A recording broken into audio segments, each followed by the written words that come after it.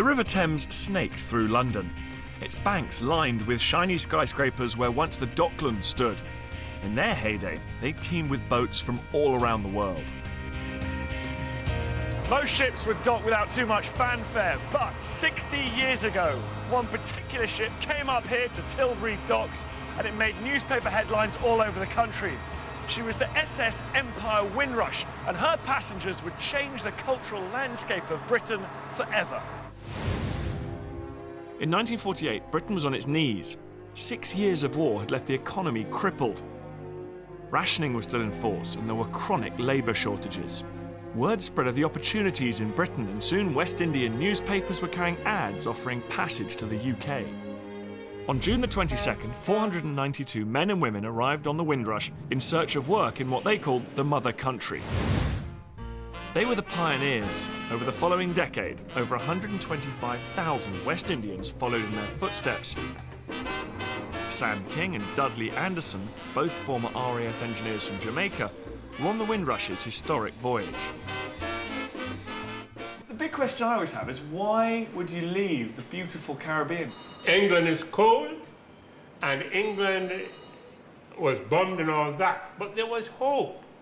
In the colonies, you were limited, and I was well aware, and I think I was right, that my grandchildren would have better opportunities than I did. So Dudley, where did you spend the first night when you got to England? I stayed in Clapham Air Raid Shelter. So was this your living conditions?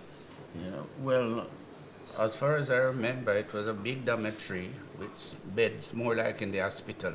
Was that strange? It wasn't strange because you come in the country, you're looking somewhere to live. And if somebody give you somewhere, don't care where it stay, you just have to accept it. Because in those days it was very difficult. Did you find there was hostility from the local people, the Londoners? I took a man to Stockwell for a room. When we got there, no Irish, no blacks, no dogs. It's very hurtful, but it was a blessing. My God is good, because we realized it would be difficult for us. So about 50 of us put £2 per week together. Within 3-4 years, we bought property. With this foothold on the property ladder, the West Indians established vibrant communities across the UK.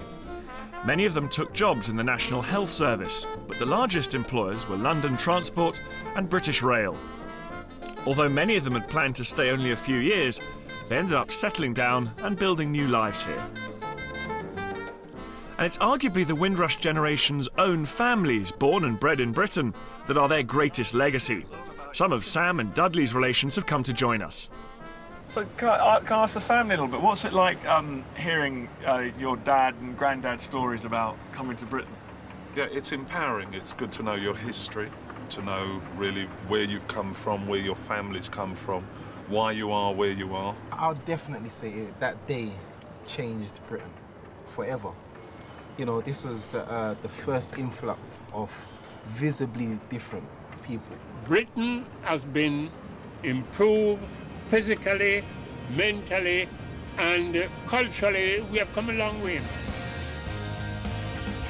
Sam, Dudley and the other men and women who walked down the gangplank of the Windrush have come to symbolise the birth of the multicultural Britain that we now all take for granted.